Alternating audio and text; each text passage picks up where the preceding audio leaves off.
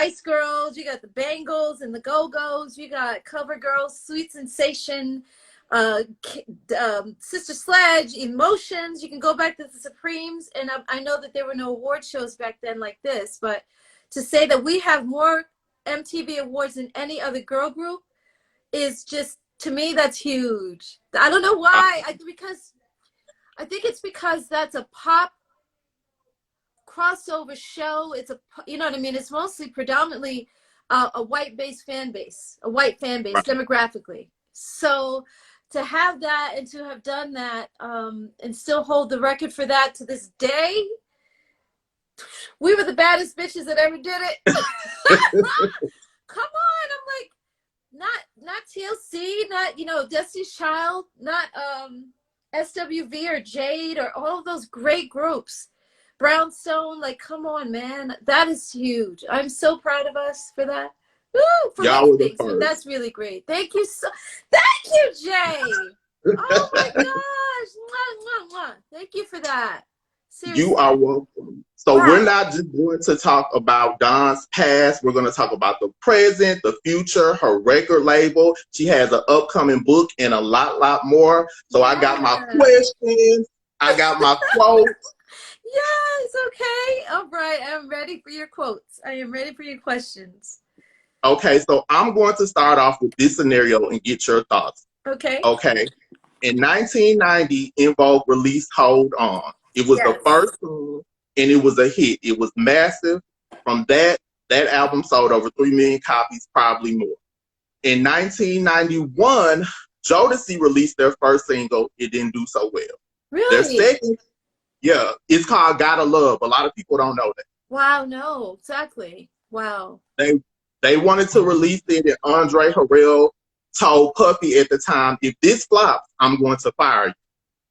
But he didn't fire him.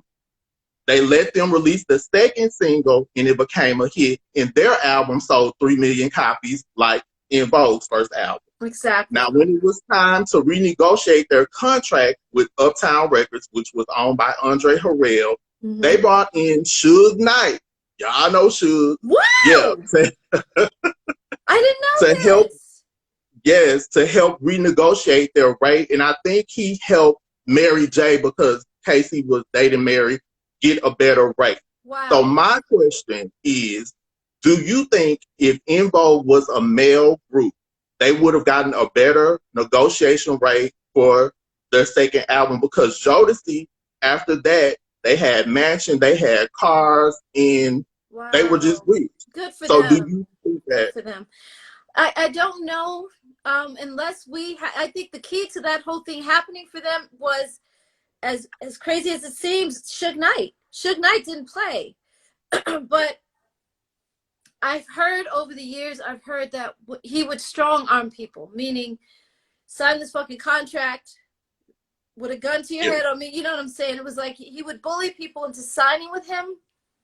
So I don't know unless we had someone like him in our corner to say, no, this isn't right. And for a while, I actually was hoping that he would, because while I was still in Vogue and we were at the height of our career, I was hoping that he would come around. I just didn't want him to bully us.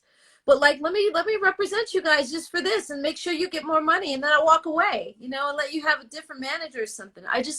I wanted someone to speak up for us that would be strong enough to talk to the label and threaten their asses legally, though. Because you can't just strong arm people and walk in and with guns and stupidity and foolishness. You know what I mean? Right.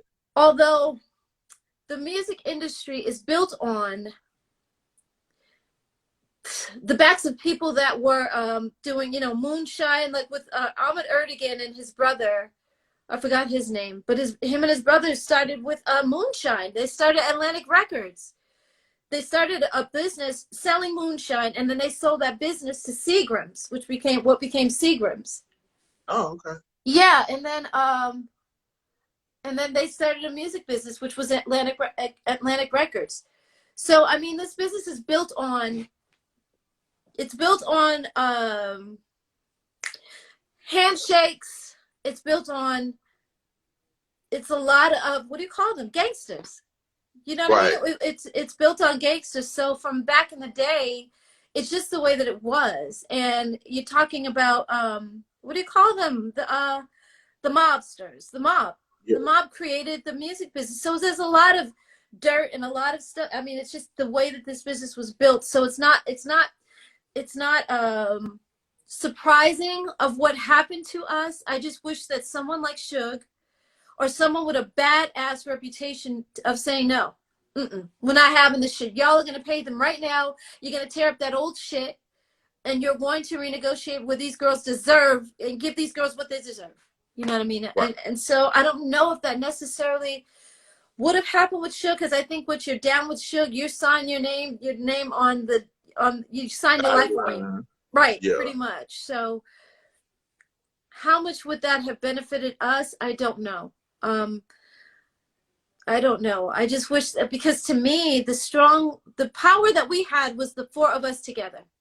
So if we Right. would have just stuck together, we wouldn't have needed Suge Knight. We wouldn't have needed anybody in our corner, because we had each other. That was the power. We were the ones with the power. If Sydney, Terry, Maxine, and Dawn do not go in the studio, there's no albums.